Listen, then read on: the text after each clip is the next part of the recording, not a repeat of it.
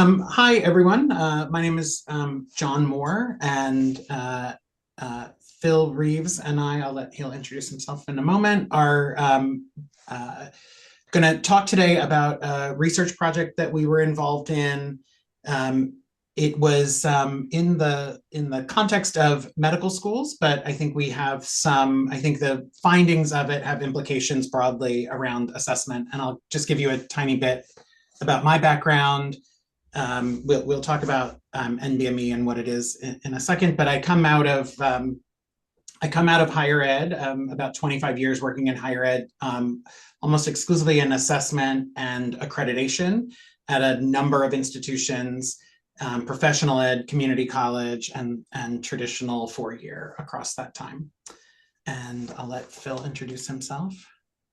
Yeah, hi everyone. My name's Phil Reeves. I'm an educational psychologist, and before coming to NBME last year, I had spent about 5 years working in higher education in kind of centers for teaching and learning, doing some combination of faculty development and program evaluation work. And then the last 5 years or so, I've been working with government agencies and kind of nonprofit organizations, mostly doing workforce development programs. So trying to coordinate um, activities from all the way from K-12 all the way through the workforce. So kind of collaborations between them, mostly in science fields to kind of keep people in those fields. So a lot of it was kind of designing assessments or curriculum to kind of keep people in that kind of track and evaluating that whole process.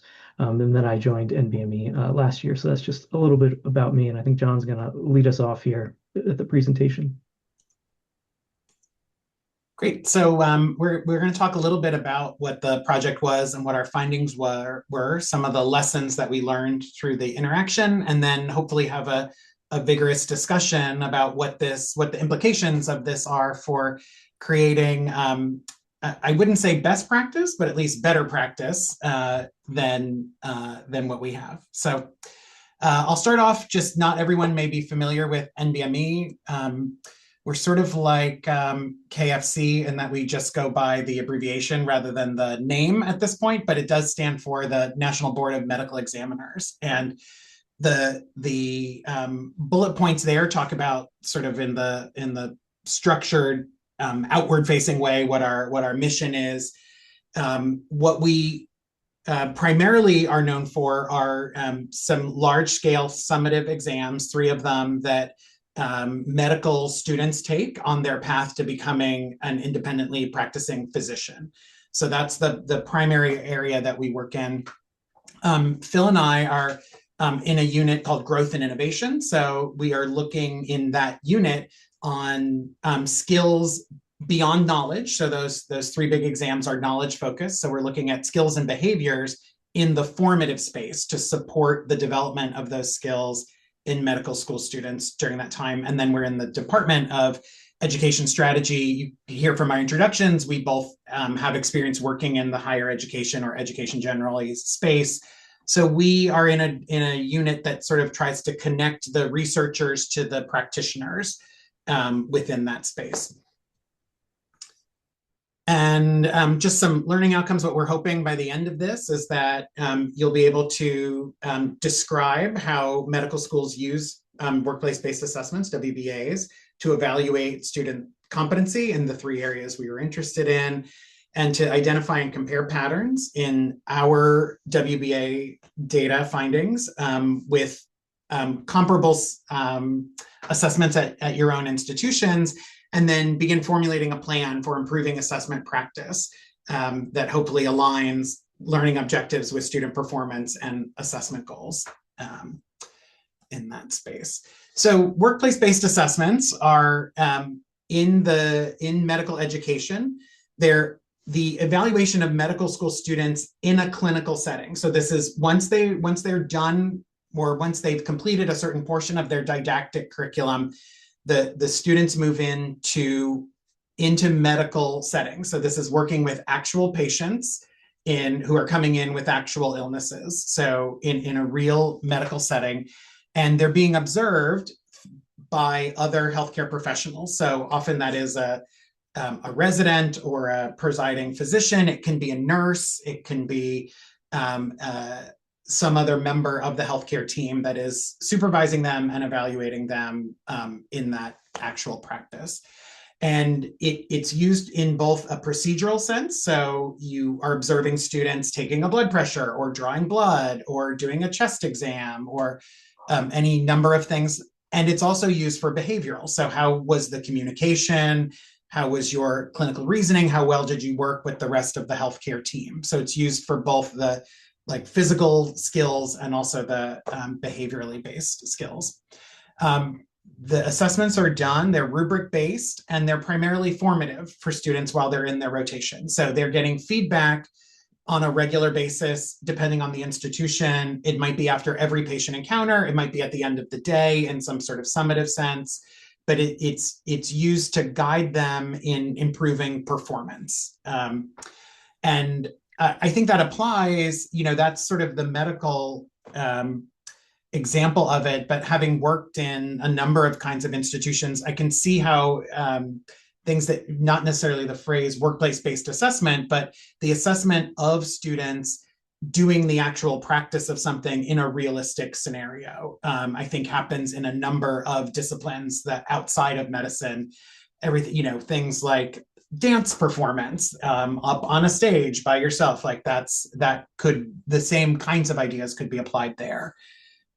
So I think it does have broader application than just within the medical education space.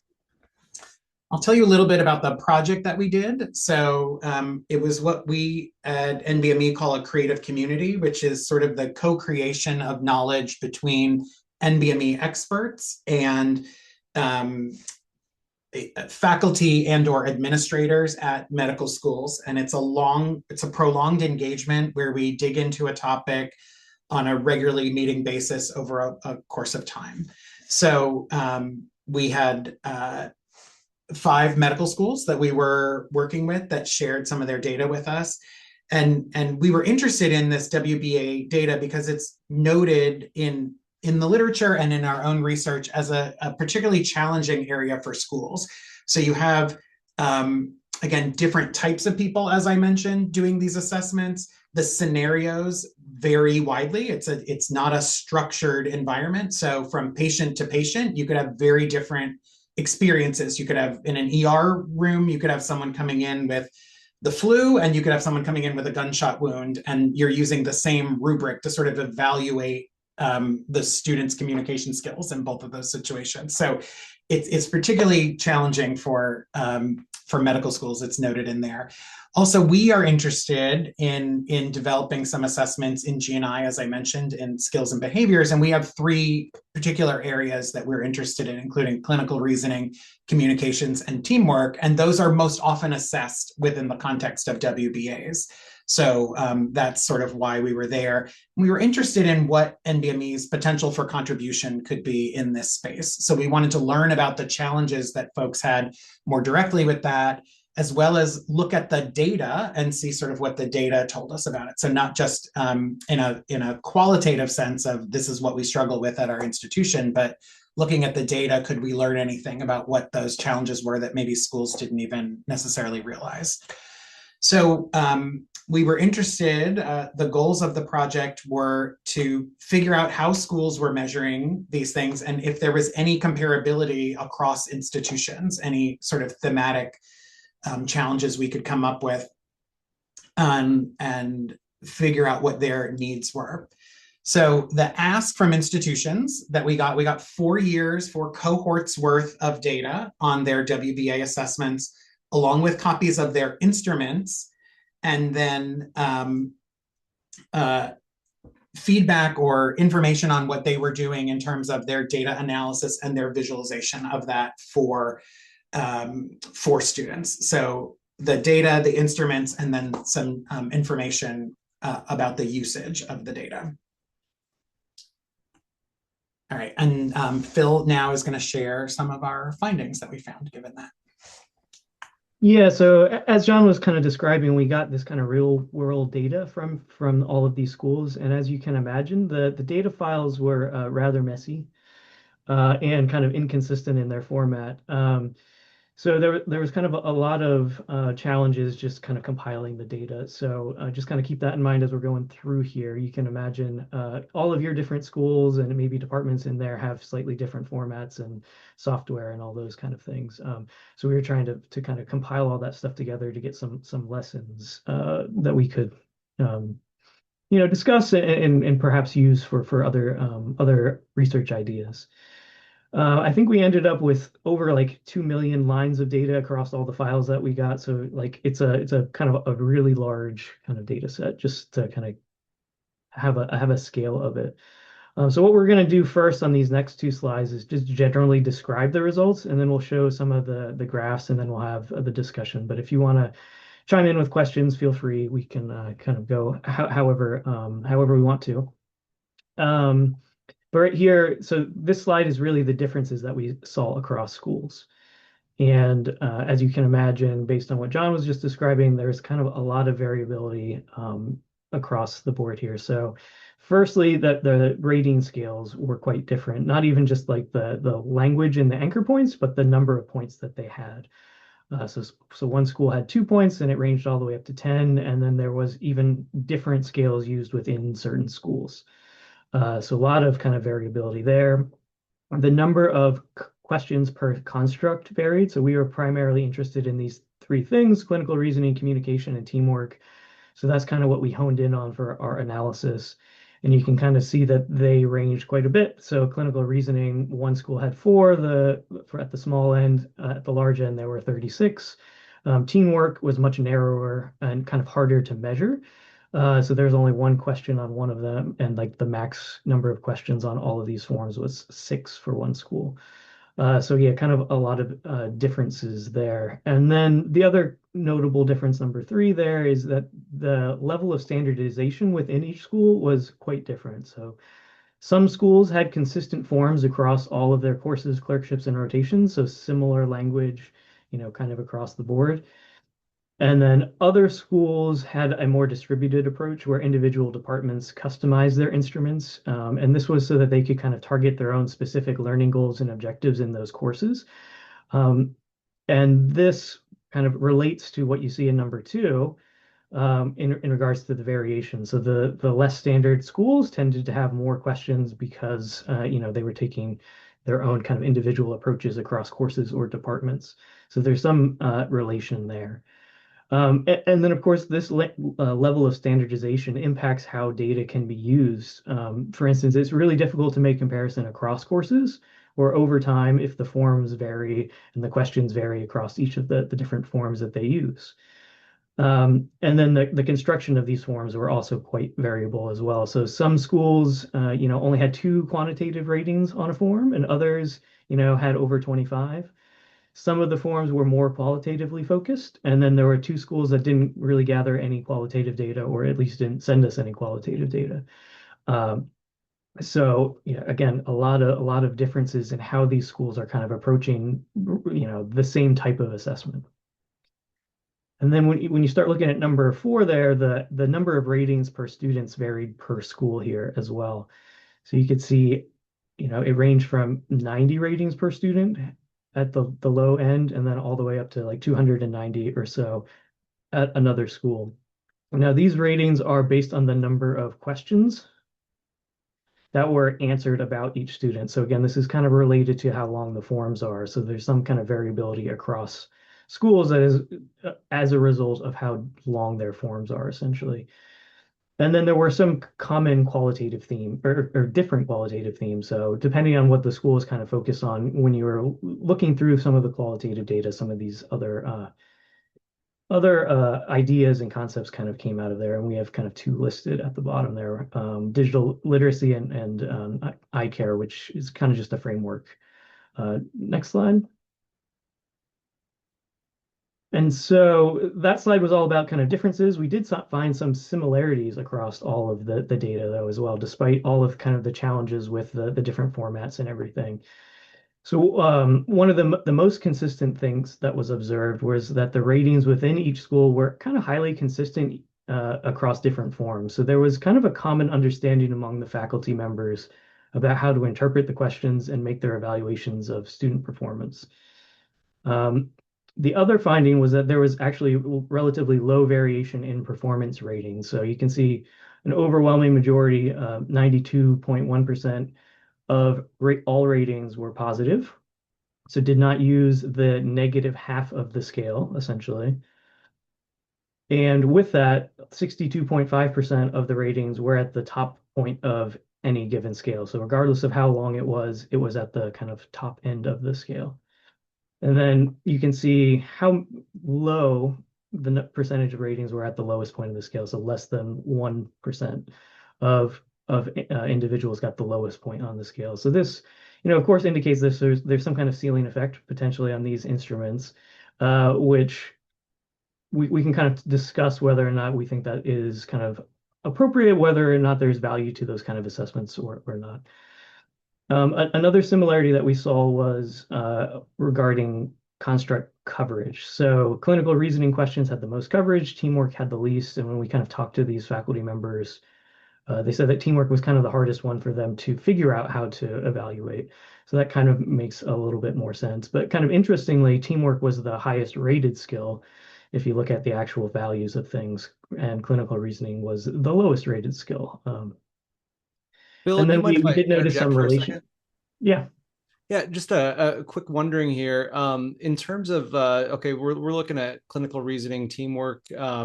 What were some of like the observable actions that were being looked for in terms of the rubric design here? Do you have any specific examples that you'd be able to provide us for that? So yeah, again, there's quite a bit of kind of variability here, but something on teamwork would just be like a simple kind of like your type question on 5 scales, like how well did you think that the student did with interacting with the clinical team or something like that. So it was pretty broad in some instances. But then there were very kind of specific type of questions as well that depending on kind of the school that was looking at it. So it could go down on like communication thing about like how well did the person communicate diagnostic information or something like that to the individual, and then there would be a rating scale on that. So again, it's kind of this broad range of ideas and concreteness, I guess, of the behaviors. I don't know, John, is there anything else you want to add? So it almost like worked as a funnel where there was a broadness at the top, and then it got very specific in certain instances down at the bottom. And John, I apologize. I was just going to let you know as well that Enrique had a question. Yeah, please go ahead, Enrique. So kind of following on views point of view, but I have an inquiry to begin with.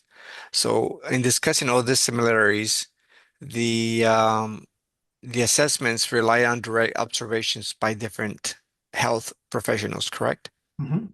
All right. So then the question will be then, if that's the case, if the question would be, how do you ensure consistency between observers when applying the rubric?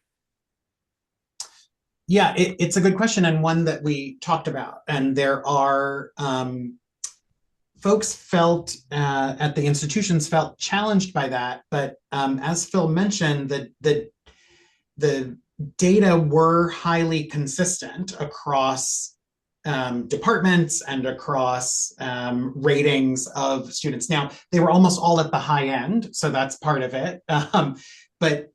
So schools had different approaches to that.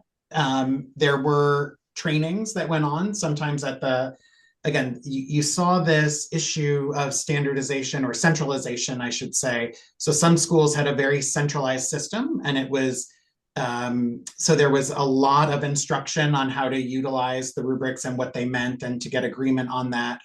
And others did not do a ton of that. And I think there was probably, again, with my sample of 5 schools. So, but the more we had one school that had 11. It was like a medical healthcare system, and so it had 11 campuses, and they were very centralized, I think, because of their need to make sure that students who were moving through this very large system were getting rated similarly across. It was something they really valued. And other schools that were sort of smaller and it was more intimate and they could have a conversation about it, I think did less of that. So size, I think, played a factor. And then the size of the scale, I think, made a difference in there too. So if it was just identifying whether this behavior was done adequately or not, yes, no, that probably feels easier to get agreement on in that. So yeah, it's something schools were concerned with. The data didn't bear out that there were wild variations by individuals or by departments. So Okay, so there were wild variations then within the departments then. there It's were not, not. there were They did not, there not were not. exist. Okay, there were Yeah, not. they were not. Within an institution, there was sort of a level set that happened either organically or through this kind of training that happened. Thank you. Great questions. Thanks. Yeah, it's also kind of interesting that they would take different approaches to this too. So some of the forms would be filled out like in the room while the encounter was going on, and sometimes they were like post hoc. So like the whole medical team would get together and discuss a student and then fill out one rubric collectively about what they had done, that day or that week or whatever the time frame that we're looking at too. So there's like that variation too, but some of the schools that had those opportunities to discuss amongst themselves, there's obviously very little variation there as well, kind of as a result of those discussions while filling out forms.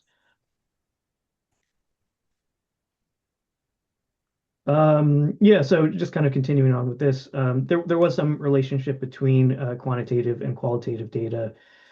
So the more quantitative questions there were on a particular topic, the less qualitative comments there were on that particular topic. And the hypothesis for this is essentially like as they filled out more kind of granular details on these kind of questions, as the specificity on some of the questions, like around, say, clinical reasoning, went up. Faculty members kind of thought like the students are getting enough feedback on that particular topic based on those ratings.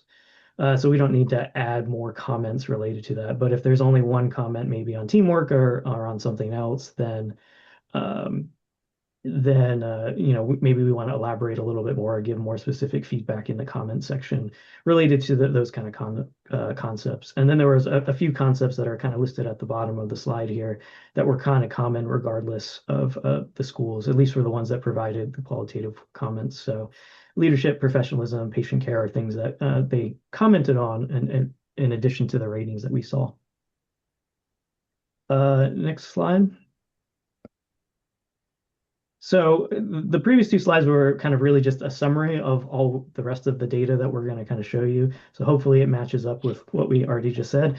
But this is the number of questions per construct by school. So you can again see here that clinical reasoning kind of across the board had the most questions in every school. But there is variation among all of the schools too in the number of questions that were offered there.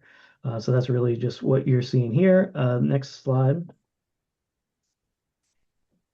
This one shifts a little bit, and it's a little bit more complicated to interpret. But this is kind of a summary of the distribution. So the dark blue is the non-applicable that we see there. Yeah, the dark blue kind of on the left there, and then the royal blue is all of the combined negative ratings. So any rating that was on the negative half of the scale is in kind of that royal blue. And then the lighter blue is any of the positive ratings that were not the highest point on the scale. And the highest point on the scale is the purple ratings. And we kind of did it this way because of the variation in the scales. We can kind of have kind of a common visualization across all of them. What's not shown on here is the neutral responses. So some of them have like the 5-point scale. And so if there's a neutral, it's not indicated on here, which is why the percentages don't quite equal up to 100 all the time. But you can kind of infer what the neutral one would be if you start calculating all that stuff. But there's a few things that stood out to me when looking at this. First, the schools that had a larger number of points on their rating scale. So if you look at school A and D, who had like the 9 and 10 point scales, they had the most variation in their responses. So they had the highest percentage of negative ratings, and the positive non-highest, so that royal blue bar was actually quite a bit higher than the highest point on the scale for those schools, which was kind of interesting. School C kind of follows that pattern to some degree, but there does seem to be some relationship between the number of points that they're using on the scale and the variability of the responses that they're kind of getting here. I thought it was also interesting that the non-applicable percentages were higher than the negative ratings for 4 of the 5 schools. So there could be a few different causes for this, but it might have been easier to just say you didn't see it than provide that kind of negative feedback to individuals too. And of course, you can kind of see the ceiling effects on some of these scales too, particularly with scale B. 94% of them get the 1 out of the 1 and the 0, right? So you have very, very few people who are getting a negative score on that, even though there's only 2 scale points. So there's maybe some limitations to that approach, right? You're not necessarily going to be able to track performance over time, not necessarily going to be able to differentiate your highest performing students, but it does allow you to kind of pick out the most concerning behaviors or the students that you're most concerned about. So that's a slightly different goal than maybe some of the other schools, and you kind of have to just decide what your goal or what the purpose is for your evaluation. And so when we were reviewing these kind of distributions with all of the schools, that was kind of a large part of the discussion. Is this data actually giving you the information that you wanted to get from it? And for a lot of the schools, this was kind of the first time that they had looked at a longitudinal data across multiple years and across multiple courses. So a lot of the course review processes are kind of single course, single kind of experience kind of thing. They look at it each year, make tweaks for next year, have their reviews with their kind of deans or curriculum committees or those sorts of things, and then kind of go on. So there isn't as much of the cross course evaluations going on as well. Yeah, so next slide. So this gets at the variation in the number of ratings per student. And again, there's caveats here, which I kind of described earlier. First, the ratings are the number of questions that were answered about each student. So there's some variation across schools here that is due to the length of the assessment form, so how many questions are on there. And then we didn't have a lot of demographic information about the students, so we couldn't track cohorts. We just had student ID numbers. So there may be some reason that some students are at the lower end. So they may have just gone through their first rotation, and that's all of the data that we have on them. So maybe that's why their feedback is really low. Some students might have left for other reasons, like a leave of absence, a medical issue, something like that, and kind of only done a couple of rotations. And then some of the people in the data might have been through the entire curriculum essentially within that 4-year period. No, the cohorts were quite different sizes, actually. I don't know, John, if you have the estimate of how large they were, but they were quite different. I think the smallest was around 50 students, and the largest is, I'm trying not to say the name of the school. I think the largest is around 350 students. Yeah. Can I ask if school B was one of the ones with really high numbers of students? I was just thinking about the scale was on a 2-point scale, and so it was just kind of a question of is there a correlation with the number of students actually has a smaller number of items on the scale to help preceptors out in the number of students that they might be grading? I don't think I saw a relationship there. I think the number of questions, I think, again, and we'll get to this a little in the discussion, and it's a great question. Some of it was the philosophical approach. So the school that had the 2-point scale,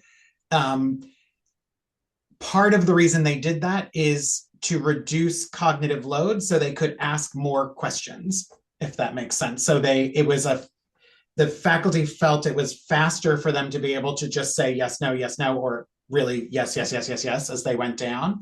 And so there were more questions in that in that 2-point scale than in the scales that were larger. So I think some of it was that, but this was surprising for schools to see the variation by student, because they should be in the same general range. Now, if you are, I'm just thinking about one of the clinical rotations. If you're in the ER on a really busy night, you might have double the number of patients that you're seeing than if you're on a really slow night. But this level of variation was surprising to the schools. They weren't expecting that within the institution.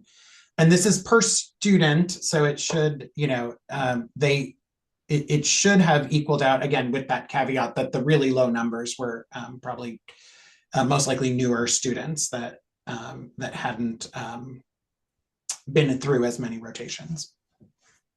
Yeah, so looking across the schools is kind of hard to interpret because of the different forms that they use and the number of questions. But if you're looking, I mean, it's useful to see that different schools take different approaches to it. But what's kind of more interesting for those discussions was looking just at their kind of bar to see, like, okay, so some student, like we have a few students that have gotten 500 ratings for like school A, but 25% of our students are still under like 200. So like, why is there such a huge disparity there?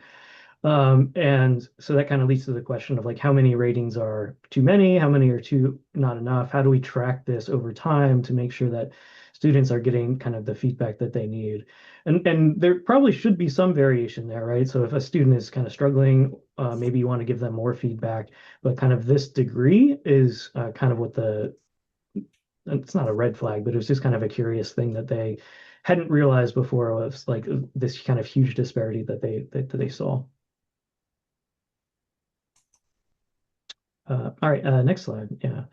So this is kind of back to the qualitative data comparisons that I kind of alluded to earlier.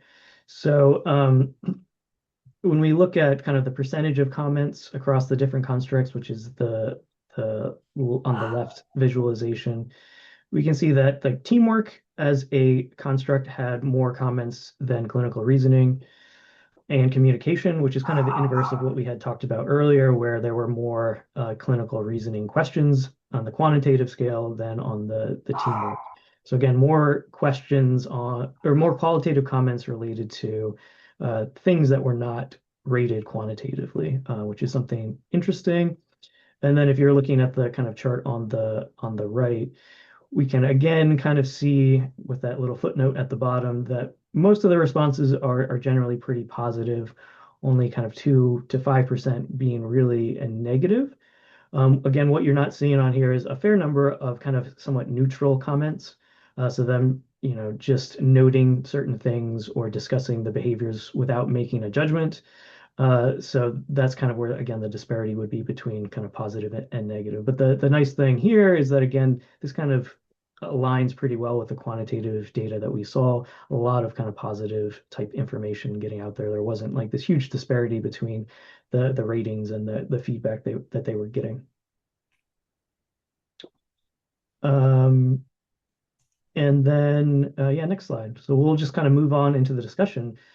We kind of appreciated the questions you've already asked throughout the presentation, and we can kind of go wherever you want with the discussion, but we kind of posed a couple of questions here just to maybe get the kind of ball rolling, but we're happy to kind of go back to any of the data or anything else. So just to get us started, how closely do you think that these results reflect behavioral assessments that are conducted at your university? Did you find anything about this data really surprising? And if these findings were at your institution, what, if any, changes would you make or recommend being made?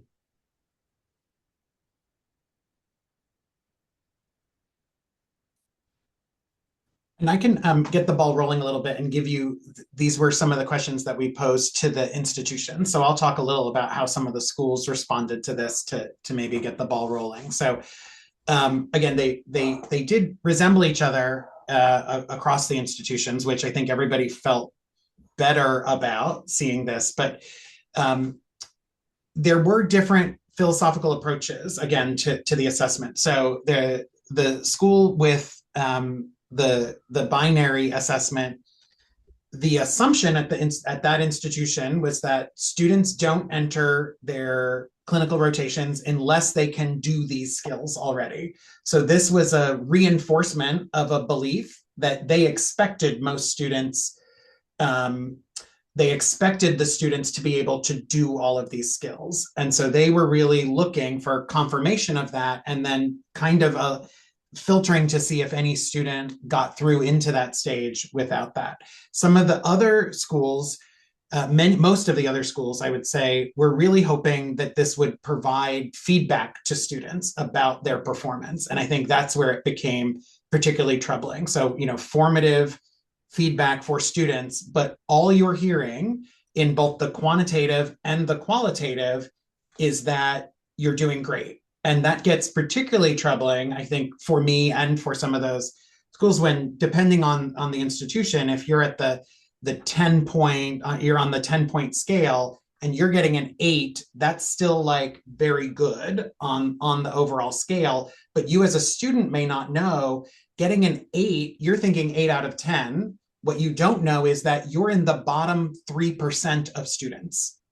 And so there is a disconnect between the score and the possible interpretation of the score between the faculty member and the student. So the faculty knows that that's the lowest score I've given all month, but the student is potentially interpreting that as I'm doing fine. And there's a disconnect there, I think. And the qualitative as well. One other thing we saw in the qualitative, there was a little bit of that adage, if you don't have anything nice to say, don't say anything at all, except instead of talking about the students and their, when there weren't good comments about the students' medical skill set, so they were either positive about the students' like future as a peer physician, and when that didn't happen, it talked about that they were a good student. So you got there on time. You're certainly friendly. You're great to be around. Patients seem to like you. And again, instead of reverting to a more constructive or formative, really, feedback about the student's ability, students who were getting that were not getting things like your ability to hone in on the diagnosis rapidly is excellent. So there was this division of, if they weren't being spoken well about as a future doctor, they were being spoken well about as their student, as their ability to learns quickly, things like that. So I think that's the crux of what I think is really interesting about what we found. There's a ton of variation, which is interesting, but I don't know that the assessments are really meeting the needs of the institution or of the students that are there. Bo, go ahead. Yeah, really, that was very interesting what you just said. I'm wondering if during the training sessions that were conducted with the evaluators before this, did you provide them that guidance, or were they provided that guidance to provide feedback in 2 separate categories like that? Or was that something that you were able to just naturally draw out of the qualitative comments that they provided? That's something we drew out. Again, I think the rush so this is one of the challenges, I think the rush at a lot of these medical schools to, you're going from one clinic rotation right to the next one, 6 to 8 weeks, and then the new cohort comes in. And so,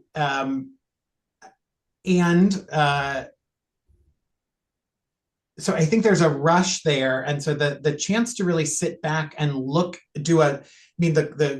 we have a whole separate presentation on how we had to do the qualitative analysis because it was so huge. I mean, tens of thousands of responses across the time. And it was a real challenge for the folks who were working on that to do. And so I imagine at a school, they just weren't catching that. I think they don't realize in reading it, this pattern of if you're not getting talked about in one way positively, you're getting talked about in another way positively. So I don't think that institutions necessarily realized that that's what was going on. And I think many of them will move into a better discussion of that going forward. There is the added pressure I think and some folks talked about this. We had a mix in our group of 5 schools of our institutional contacts.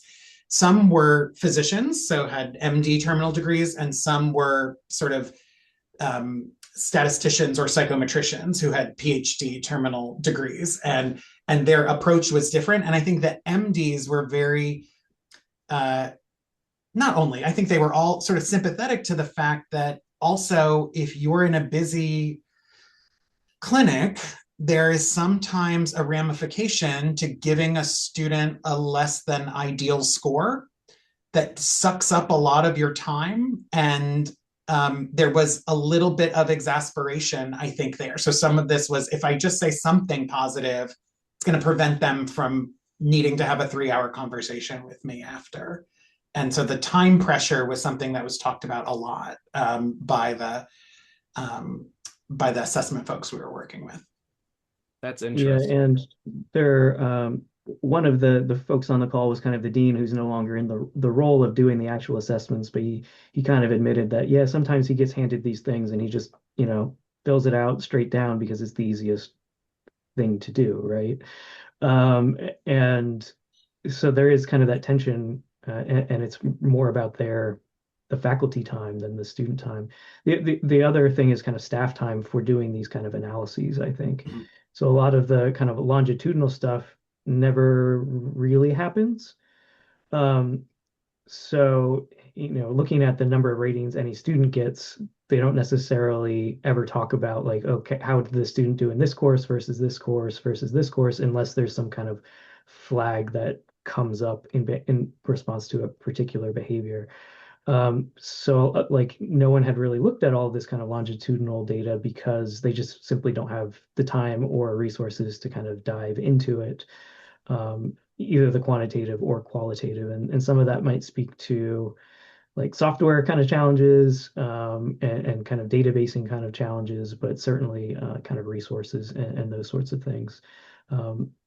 So yeah, then that kind of comes to that big question is like, does this data meet your kind of needs as a faculty member, as an administrator, as a student, those kind of things? And what does it actually tell you when you see kind of these kind of trends, right? Yeah, that was good. I appreciate you guys taking the time to answer that. Can I ask another follow-up? Kind of Please, a yeah. little bit of a disconnect, but so as we were, looking at the data that was kind of displayed on the slides here, we saw these large, I guess, discrepancies in the number of observations, that took place at one institution, or the rating scales even, as some of them wanted to, put their own spin on the evaluation process, it looked like. So just thinking about that, how can we, take that and interpret the ratings as comparable in terms of, one institution to another here? And what would your thoughts be on that? Yeah, Bo, that's what we went in hoping we would be able to address that question. And we were, I think, pretty quickly disabused of that notion that there was any comparability, save for the fact that most people are using the top end of the scale regardless, and almost nobody uses the bottom half at all. And so no matter what your scale was, students are mostly getting results that they were in the top half of whatever that scale was. So if you are trying to use this to differentiate student skills, a wider scale might be better. Because you'll get some variation at least. But the other feedback was that then that results in asking fewer questions, because it takes longer to think about a wider scale than it does a yes/no scale. And so they would get pushback around the time it took to complete, and then ended up cutting questions down for that. So there were, I think, an interesting mix throughout of trade-offs and decisions, some of which were made consciously, and some of which were, I think, a result of bowing to different pressures over time, and were sort of made unconsciously. And so that's kind of what we were trying to raise a little bit is, have you made does this work for you was really our question. We didn't go in with an idea that a 5-point scale is best or assessing after every encounter was best. We wanted to see what the differences were and reflect them back to the institution and say, is the data you're getting allowing you to answer the questions you want to answer? And for several of the schools, that was no. And we can talk more about that. I want to get to Yvonne has a question. Oh, yeah. So I'm looking at your third question, Mm-hmm. and it just really made me start thinking about how could this be applied to other disciplines. Mm-hmm. We have a large CTE program, career technical education, Yeah. at our community college, and I'm thinking in particular of something like, say, a diesel technology program, which of course is going to be far afield from from your particular application. But I think looking at especially the chart that you showed where you had the number of ratings and how they vary across the schools. And I was thinking, well, we could apply that not necessarily to schools because we're one school, but to the different disciplines within the CTE program. Mm-hmm. So the different, like we have welding, we have diesel technology, we have, several different programs, and just kind of look at the variation. But also looking at kind of digging a little bit deeper and thinking about what are the ratings actually about? What are they rating? And I think mostly about like functional skills versus soft skills. Mm-hmm. And I use the term soft skills loosely because I think soft skills are just as important Yeah. as functional skills when you get to the workplace and you're actually working with people. And that's how you get work done. So it really just made me think about, when like functional skills might be identifying parts of an engine, testing an electrical circuit in the engine, things like that. And those are the things that they're going to be rating right now. But also digging a little bit deeper and seeing, okay, well, do they also have any questions that have to do with teamwork? How you work with others in the actual shop environment, because they're actually going to a shop and they're working with folks who are diesel mechanics and have been diesel mechanics for however many number of years. So just really thank you for asking these questions, giving these sample questions, because it really made me start thinking about how can we practically apply that to different disciplines, because we're not a medical school. Yeah, and I think like one of the things under communication, for example, is delivering bad news. And that is my biggest fear every time I go into an automotive shop is that I'm going to get bad news and how is it going to be delivered? So I think there are great parallels there. And that's partly why we're really appreciative to be able to share this in a different venue like this, because I think these concepts and these kinds of things are being evaluated in a number of disciplines. So yeah. Thanks, Yvonne. I appreciate that. John or Yeah. Phil, so focusing on the student performance, right? That's what I'm keen right now. But based on your analysis, what changes would you recommend to ensure that the workplace assessment captures meaningful and observable differences in student performance? How do you capture the Mhm. observable differences? Well, I think part of that is again the goal of the assessment. So we're having these conversations with like the medical schools that we had. So like the 2-point scale, they were actually pretty happy with that. And it was kind of a conscious decision for them because their main goal wasn't really to differentiate at the top end, right? It was really just to kind of flag at the kind of the bottom end of the scale to make sure people are kind of hitting that kind of minimum competency. From the data that we saw, because everyone's only using that kind of top range of the scale, we're going to kind of getting those ceiling effects regardless of how these things are getting measured, and kind of across all of the different variations and things that we had encountered. So during the discussions we had with the faculty members kind of about this, it really had to do with having the discussion about communicating with students what the ratings mean. And so, for example, these workforce-based assessments could happen in like the first week of your rotation on there. And should we be expecting students to be an expert on their first week on a rotation? Should they be getting the highest score there? Based on the data we have, a lot of them are.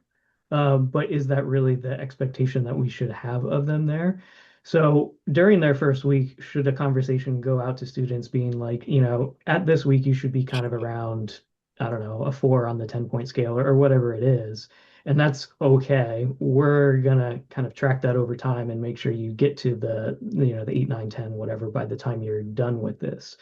And so it's kind of having those conversations with the students about it up front and having that kind of clear communication about why we're doing this, what the purpose is, where you should be in relation to kind of the actual scores, because otherwise, yeah, it's just kind of to some degree just checking a box, right? Like if everyone gets the topmost score on it, then you're not getting a ton of feedback on it. I don't know, John, if there's other things you want to add. So that was the scale. So the purpose of the scale is not to measure the skills and competencies right away. It was you had a measurement of timeline, right? Because you apparently you had the higher scales and you in the lower scales. If I was on the bottom and I received an 8, that necessarily mean it doesn't mean that the I learned the skills and competencies during that assessment. It was Yeah, that could be true. I was kind of talking more of it in a hypothetical, like if you wanted to be able to measure those top range scores, you probably need to kind of level set the expectations around the instrument.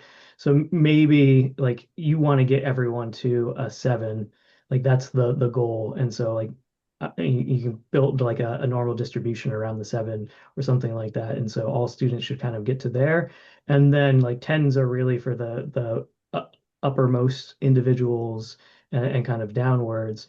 But then there is that time element of it too. Like we don't actually expect you to be here until the last assessment. Like these are all formative, in the middle of heat of the battle kind of thing. You're getting these kind of this feedback as you're going through.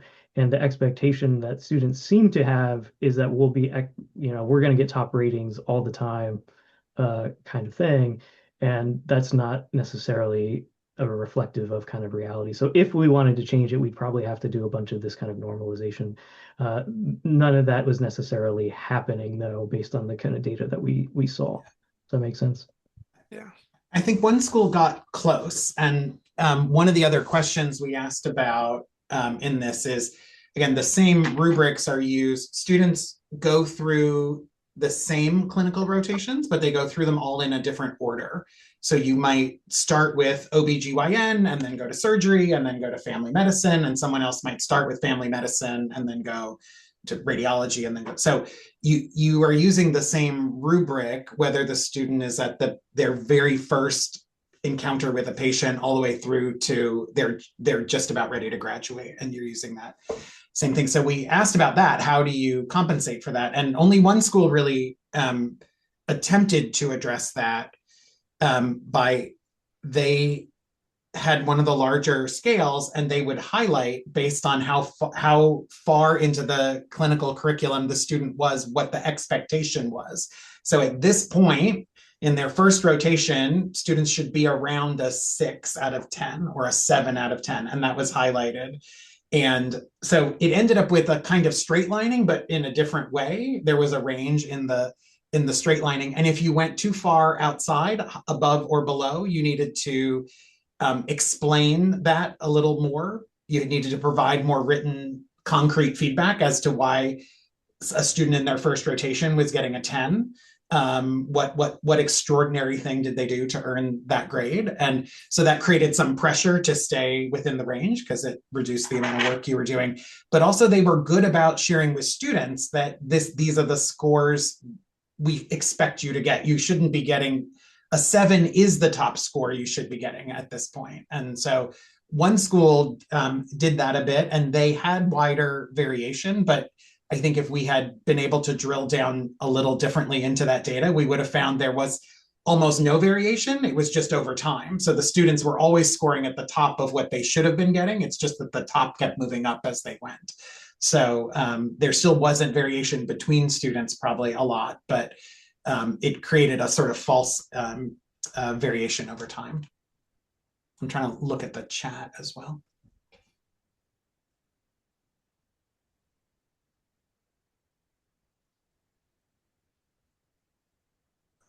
Okay, so speak to the difference between soft skills and hard skills in the context of doctor-patient interactions.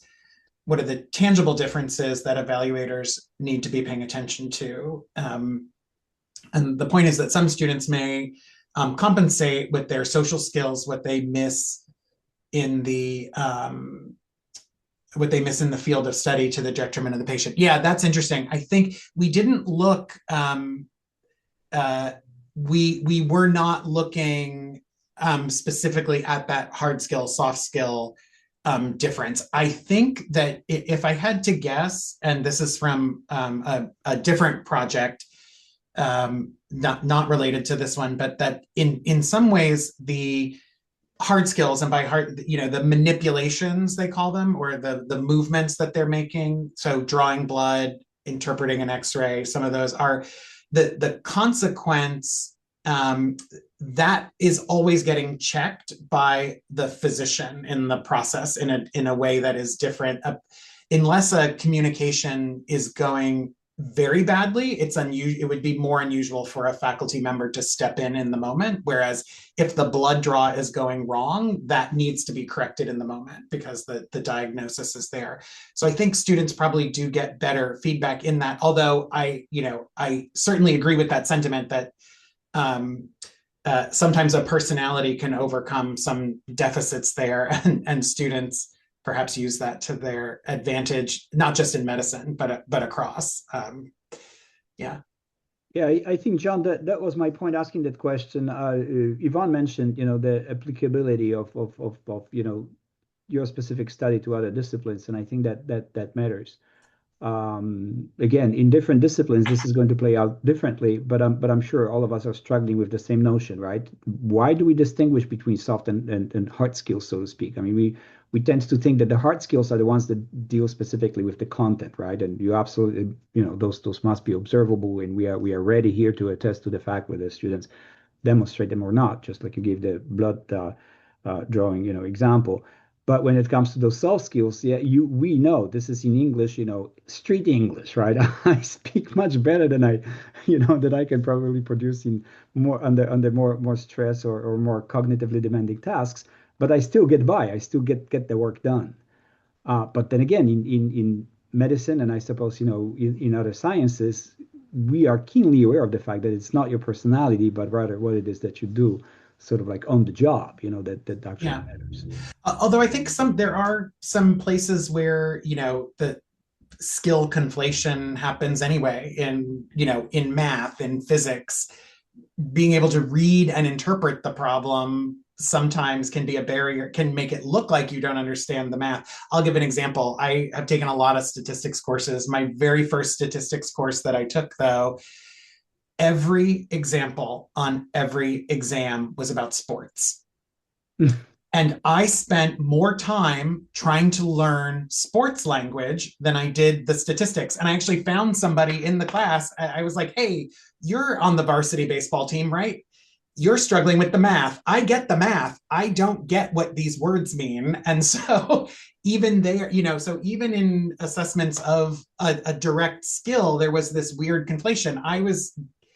The math was correct, but my interpretation of the result was incorrect because I didn't know what a wild pitch was, or I didn't know what the difference between a covered and an uncovered football stadium might mean for wind, like bad examples maybe. But so I think even in other things, we have to be aware of, is there more than one skill getting stacked in here as we're thinking about an assessment?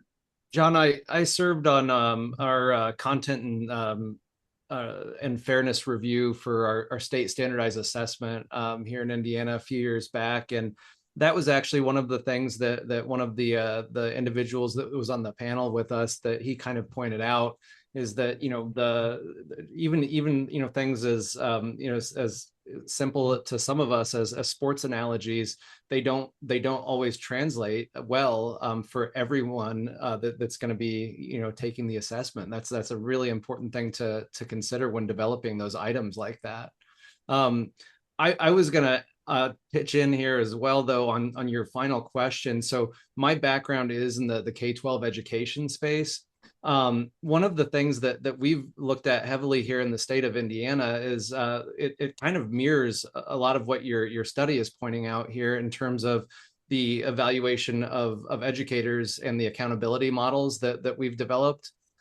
Each school district has the opportunity to select their own accountability model for their teacher evaluation process. And it's really interesting because across the state, it's about 94% of our educators that are evaluated and rated as highly effective or effective. And it's really interesting when you look at that and compare it to the student standardized assessment data that's demonstrating that only 45% of our students are able to obtain that proficiency level in mathematics.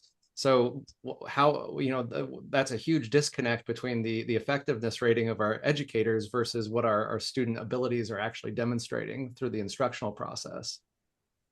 Yeah, that's a really good example. And that's a kind of a thought exercise we can kind of all do, right? Like we did this with the medical school faculty that we were talking with, was like, if you're like your students, you're in the classroom with them, what percentage of them are really truly exceptional, and does that match with the data that we have? And all of them of course said no. And there's lots of insider medical jokes about how they evaluate things, but yeah, that's like a good thing that anyone can kind of do when looking at the data, is like how well does this actually track with other data sources that we have, or just our own kind of personal experiences in these environments. Like if you're working on kind of the technical education, and everyone gets a 95% on these behavioral assessments, but can't pass the whatever mechanic licensing whatever, or can't figure out one of the problems, or whatever it is, like there's a disconnect, and maybe you need to kind of look at those assessments, or make sure that they are giving you information that you want, right? Because there still may be value, but it's just different than maybe what you were expecting. And I saw the note about cognitive load in there, and that was another thing to kind of think about in relation to like assessment design and survey design. So like if when we were talking with all of these medical school faculty, time is a huge barrier to them, and you're filling out all these assessments and there's no difference in the ratings, like how can we solve both of those kind of problems, right? Like the data's not telling you enough information, and you're kind of rushing through it and not kind of thoughtfully providing information. So the assessment's not meeting its goal, you're getting taxed. So like how can we get you the information that you need by reducing that load? So it's like addition by subtraction, right? We can get more useful information by doing less. And so there is kind of a balance there that is worth a discussion for a lot of probably a lot of institutions. Mm-hmm. One of the challenges I think we encountered when having these discussions is that there is some resistance to changing assessment instruments because of the desire to have the option to do a longitudinal analysis, right? So it's like, well, we're going to keep all of these things similar because then we can track changes over time. And then that kind of gets into the discussion of like, well, do you have the time and resources to actually do that? And how would you want to scope that? So maybe there are some things you want to track over time, but not everything. So we can kind of still do some cutting or changing, and kind of address emergent needs, and keep that cognitive load low. So there's all kinds of historical and institutional and workplace-based factors that kind of influence all of this kind of stuff. And so if you're working in these offices, it's kind of useful to take a step back and think about them every now and then, in between all of the required stuff you have to do every day. That was a good pushback that Phil had on my own thinking. I think coming out of, I worked at a dental school just prior to here, so very similar, and some of the similar challenges and in the conversations, like I was saying, well, yeah, you want it, you need it to do the longitudinal analysis. I remember Phil just saying, yeah, but they're not doing it. So why cling, you're not ever getting to it. So why is that a decision factor in not being willing to change an instrument if you've been collecting this for 20 years and you've never done the longitudinal assessment? Like, it's like the Marie Kondo, you need to Marie Kondo your assessments a little bit. Is this bringing you joy? Is this bringing you a longitudinal assessment? No, get rid of it. It's not getting you what you need, so get rid of it. So I think that was a good point that was brought up to the institutions. So I switched because we sort of started talking about the top half. So we had some other questions too. So again, feel free to, if you have other questions, or if you want to respond to any of these. I think one other way, I'll just give an example of the way one of the schools tried to reduce the cognitive load a little bit. So they had a very centralized set of questions, and then they asked the departments which of these are going, which of the in your area are students doing things that would demonstrate their competence in these questions, so that there was a single set of questions, but departments, different rotations, could pull out the ones that felt germane to what the student was doing in that rotation. And I think that was an interesting compromise sort of position. So the questions were consistent. So again, in theory, they could compare across rotations. I don't think a lot of that was happening, but the list wasn't 60 questions long. They could cut it down to the things that were only representative of what the student was going to demonstrate in there. And I think that was an interesting solution that got them to a slightly different place in terms, that was their answer to the cognitive load question. John, we did have a comment in here from Beth. You've kind of responded to it already. She said, my favorite scale that we use, some items are measuring student performance as being at an early introductory practice student level, late didactic introductory student level, early advanced practice level, late advanced practice level. Beth, would you want to expound on that at all, and kind of share a little bit more about your thoughts? And if you have a question on that, formulate that for us. Yeah, it's something that we use within our experiential learning settings, and I think that it gives, it doesn't relate specifically to the metrics that you're trying to collect on the clinical reasoning, but it starts to, but it does a little bit. We ask this of our preceptors, and it's kind of like where I feel like we get the most honest responses from our preceptors, because it allows them to both compare the student that they're evaluating to other students, but also clearly not giving them a grade per se. And so if they are supposed to be in their fourth year of rotations, meaning that they are in their advanced practice experiences, and they are only functioning at a late introductory level, that means that, there's some knowledge gaps that the student needs to work on. And then that allows us to dig deeper or ask a few more questions if the rest of the scales don't reflect what we want to see.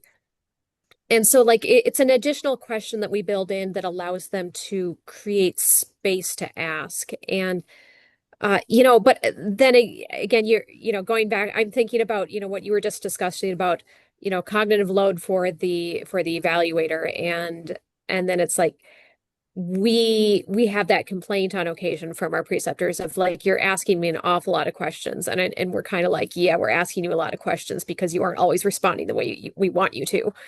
And so how do we get them to respond the way we want them to the first time, so that we don't have to ask follow-up questions?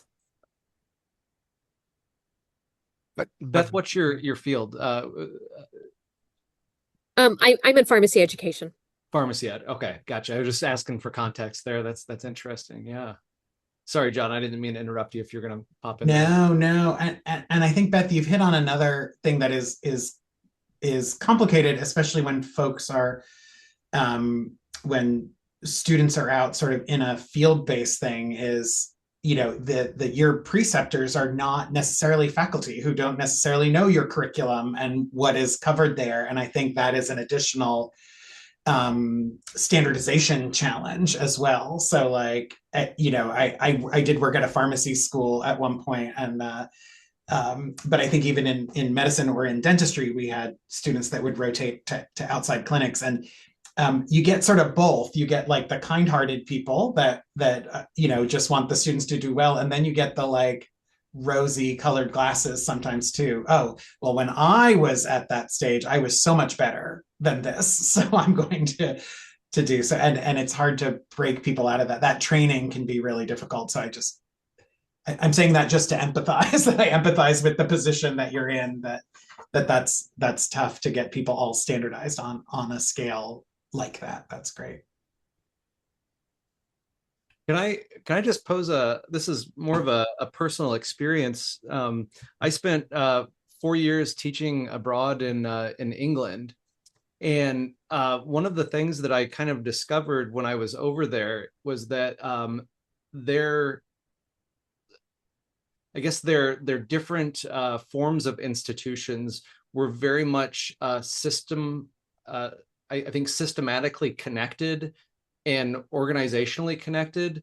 And part of that was because of their more, I think, structured, centralized government that they had over there, where they were able to say, push out new guidance from the federal government that said, and we'll just, I'm just going to use education as an example, that these are going to be the new standards, and that the students are going to be assessed on, that the teachers are going to be teaching in the classroom. That was then pushed out to the entire country.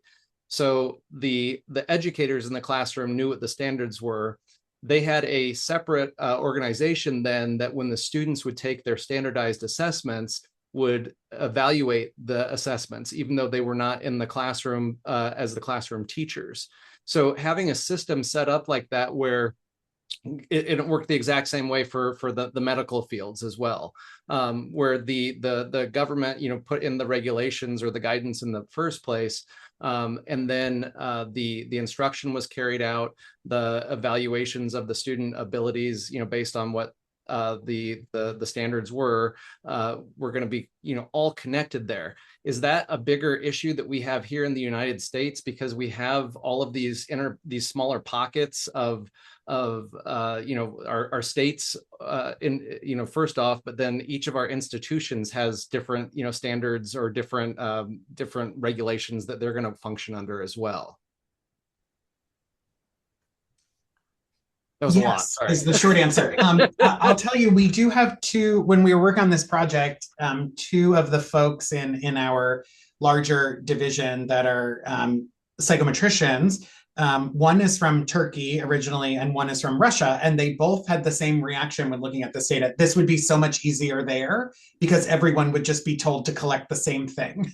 And so, yes, we had people actually even just respond that way to the data as we saw it. But it's sort of an inherently American part of education that you get to define it. And I'm a little more familiar with dental accreditation because I ran that for a number of years at a school, but even in their standards, that individualization is baked in. So, they have standards that say, you need to be able to do the following at all stages of life, as determined by the institution.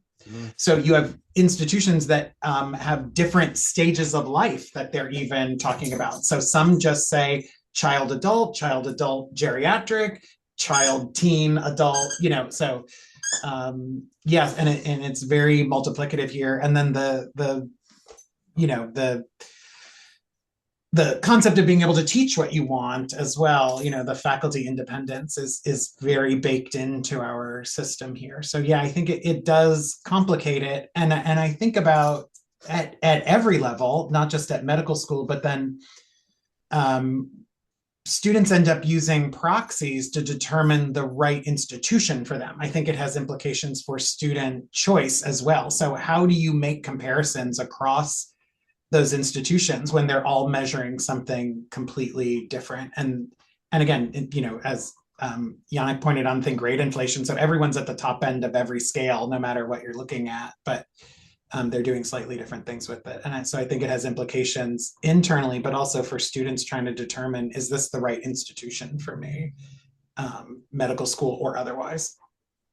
I'm sure someone could have articulated that concept a lot better than I did in my question, but yes, I appreciate you trying your best to answer that. John or Phil, the topic is about workforce-based assessments, right?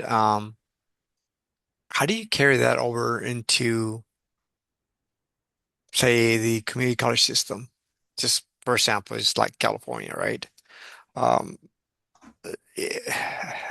some folks don't like the standards or the assessments as far as how to measure the skills and competencies, like CBE, competency-based education, things like that, right? Um, how do you carry though what you're doing? How do you carry over to other institutions? What do we, what are the takeaways?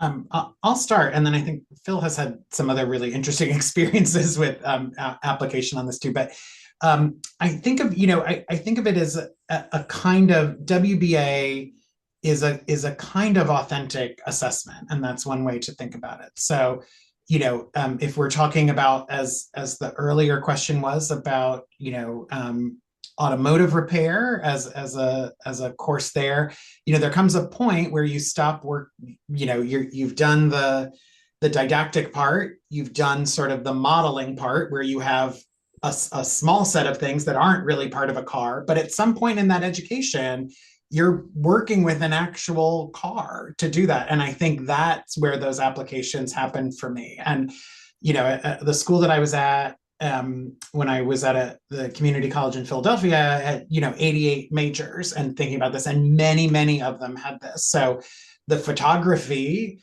department, totally different. In the end, you're taking a picture and putting it in a show, and so that there is a way to then, that is what you are going to be doing as a photographer if you're thinking about it. So I think as those assessments close in on the thing that you are going to be doing with that, that's where these apply. And that to limit, to ensure that the assessment that the student is getting is comprehensible to them and realistic to the skill level is vital in part of their development of that. So part of being an artist is schmoozing with people who want to buy your art, and so communication is part of that. And if someone is pretty abrasive, but they're getting a 9 out of 10 on that portion of it, they're going into the world thinking differently about their skills than you are, because what is they're the only one in the class that got a 9. Everyone else got 10s.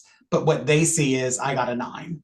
And so I think that's to me where the rubber hits the road, sort of in all of these, in many disciplines, I think at least in that portion of the community college education. Yeah. Thank you. So I think the other way to look at this is from like the assessment professional's point of view. Mhm. So, as an assessment person or working in an evaluation office or institutional research or any of those kind of things, or if you're a faculty member that has some of those responsibilities, I think some of the things you could kind of take away from this is, again, kind of stepping back and looking at your evaluation process or your assessment processes and kind of asking some of the questions that we have been discussing here. So like, how well do our assessments and does the data that we're getting align with the goals that we're trying to reach here? So are we trying to do the minimum competency type thing? Are we trying to differentiate people at the top end of the scale? Like what are we trying to solve through our assessment process? So yeah, and so there's a whole bunch of different types of goals and things that you can do or try to address through an assessment program, right? And depending on your institution, depending on how they approach data, it could be kind of very different. John and I have somewhat different experiences in the types of schools that we've worked at. I've been fortunate enough to be at places that have been kind of very, very well resourced. And so the things that they can kind of do are a little bit different than potentially you could do at a kind of smaller community college kind of setting. But also the things that they're interested in are kind of quite different as well. So you kind of need to have that kind of conversation, like what are we trying to do with this process? The second kind of takeaway that we had, like that kind of came up in this discussion is, yeah, we need to kind of communicate that goal, whatever it is, to both the students and faculty members. So like again, that could be at the scale level. So like where should you be as a student on this individual assessment at this particular time point? What does this actually mean? What does the distribution look like? And then yeah, calibrating the scales and instruments with different faculty members so that they're all interpreting it the same way and actually measuring the behavior and not just filling out the form to fill out the form, right? So that's something that you can kind of take away as a kind of, again, a better practice to kind of do. And then kind of come up with this regular schedule or process for reviewing data and data collection. So when we were working with these faculty members, they had never looked at the data in this way. I think I mentioned earlier, they really focus in on the course and year level mostly and don't look at it either longitudinally and don't look at it across multiple courses. So like review data kind of on a periodic schedule to refine your instruments, make sure that things are still aligning with your goals, that people are still kind of calibrated and kind of come up with that kind of process for doing that. So I think there's things that we as kind of assessment evaluation kind of people or people with those responsibilities could bring up in some of these meetings. I mean, just using that kind of cognitive load longitudinal analysis example being like, well, if the goal is to do longitudinal analysis, when are we doing that? How are you going to dedicate resources to it? Like if that really is something we're interested in, then make time for it, make resources for it, those sorts of things. So that's kind of the other angle in addition to kind of what John was talking about from kind of the institutional level. We as individuals or people who do this can kind of think about these things, I think. And I think you're right, Phil, because I can see the differences between, the allied health programs that we have, right, or the CTE programs that we have, the career technical education programs, versus the other disciplines. And of course, the accreditation standards change within, their own accredited like nursing or whatever, nursing program. And I see the differences. But there shouldn't be any differences from that, just like the communication program or the arts program or the philosophy program or whatever. The standard shouldn't be any different. Uh, Not to take away that, that some of us are just grading or doing assessments on a letter grade versus doing authentic assessments or formative assessments, right?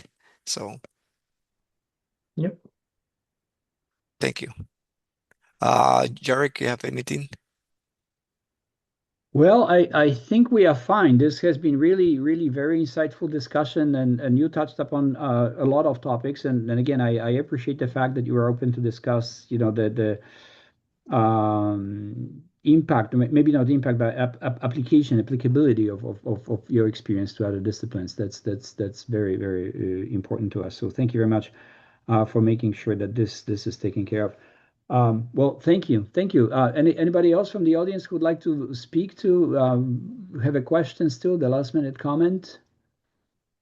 Are we good to go? Is it yeah, we kind of like certainly extended it more than an hour, so really appreciate your flexibility and your time. Thank you for sharing the expertise, and we'll probably stay in touch. See, it's all interesting that how you actually put it in those tangible research-oriented activity and resulting from an experience.